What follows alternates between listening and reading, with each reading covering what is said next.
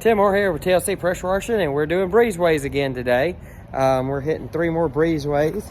Some of the stuff that we have to do to be able to see, even though it's light, the breezeways are kind of dark, is we have to cover the sensors in order to get the lights to come on. So this little sensor controls the lights, and it just clicked off, which means the lights are off in the breezeways now, but at night it gets dark and it causes the lights to come on. So we have to manually make it dark so that way we can actually see. It kicks the lights on the interior and we get a good visual.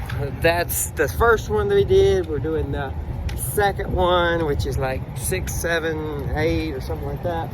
And then this one's already done. It's drying. The vinyl is almost dry.